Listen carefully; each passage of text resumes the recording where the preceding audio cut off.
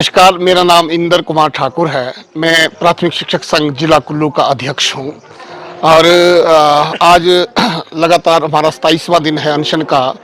हमारी मुख्य मांगे यही हैं कि एक तो निदेशालय हमारा अलग होना चाहिए, उसके बाद हमारा जो है प्रमोशन चैनल जो है प्राथमिक शिक्षकों का एचटी, सीएचटी और खंड प्रारंभिक शिक्षा अधिकारी, उनकी जो शक्तियां हैं, वित्तीय शक्तियां हैं, दूसरी शक्तियां हैं, वो सब जो है वैसी की वैसी रहनी चाहिए।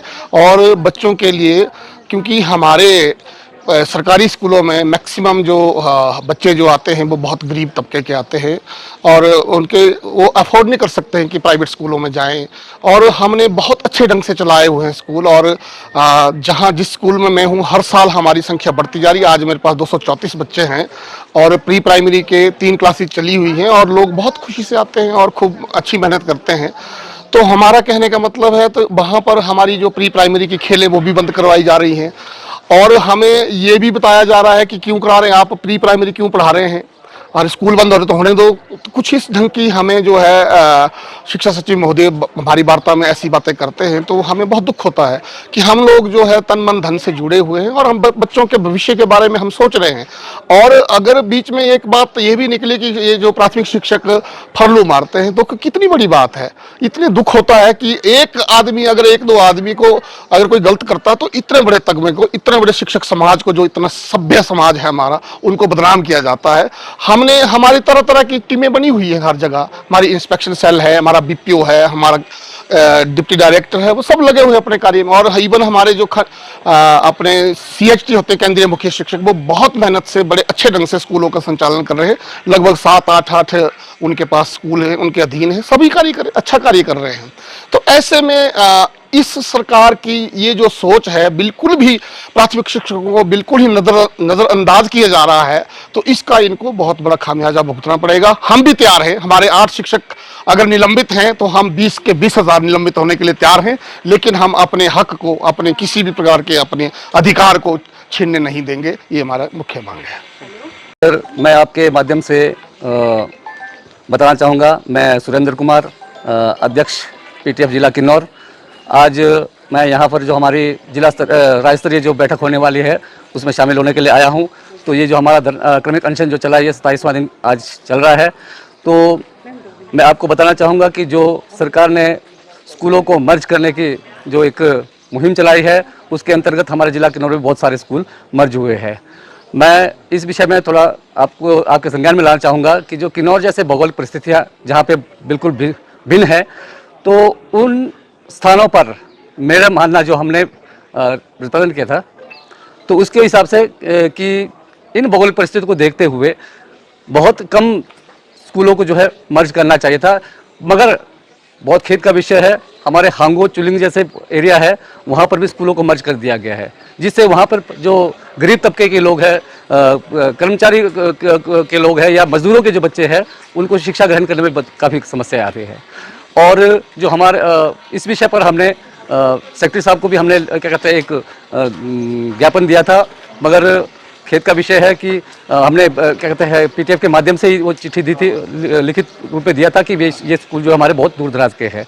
मगर आज जो है वो स्कूल बंद हो चुके हैं या मर्ज होकर के किसी दूसरे स्कूल में मर्ज कर दिए गए हैं। और इसके उपरांत जो हमारी मुख्य मांग है, जो डायरेक्टरेट जो कर दिया गया था, इस विषय पर हम लोग पीछे जब से ही नोटिफिकेशन हुआ था तब से हम सरकार से मिलते रहे, सरकार और विभाग से बात करते रहे, मगर ये एक बहुत ही खेद का विषय है कि इसको जो है अलग कर दिया। हमारे पूर्वजों ने किसी तरह लड़ करके सरकार के साथ लड़ करके जो निदेशालय बनाया था, उसको आज एक निदेशालय बना दिया गया है। इसके अंतर्गत भी जो हमारे जितने भी हमारे सीएचटीज है, बीईओज है, इनकी सारी शक्तियों को समाप्त करने का काम इसके अंदर किया गया है। कल परसों का जो एक स्टेटमेंट आया है, उसमें अभी हमारे साथियों ने जो बताया था कि उसमें हमारे बीपीएस का नाम तक नहीं है उसमें। तो इन्हीं विषयों को लेकर के हमारे एक जो एचटी का पद होता है, उसमें जो पदोन्नति का पद है, वो उसमें हमारे को फाइनेंशियल बेनिफिट नहीं दिया जा रहा है। तो इन सब बातों को लेकर के हम जो है सरकार के साथ तो हमारी जो वार्ता हुई थी, और बड़े खेद का विषय है कि जितने बार भी हमारी वार्ता हुई, उसका आज तक किसी तरह का भी जो है वो मिनट्स जो बाहर नहीं आए हैं। हमें किसी तरह का वो नोटिफिकेशन बाहर नहीं निकाला गया। उसके बाद जो बात हुई है, मैं ऊना डिस्ट्रिक्ट और ब्लॉक ग्रेड 2 की अध्यक्षा हूँ और आज 27वां दिन हमारा चल रहा है अनशन का। उसी के आज एक बहुत बड़ी हमारी मीटिंग भी है और उसी के लिए हम यहाँ पे आए हैं।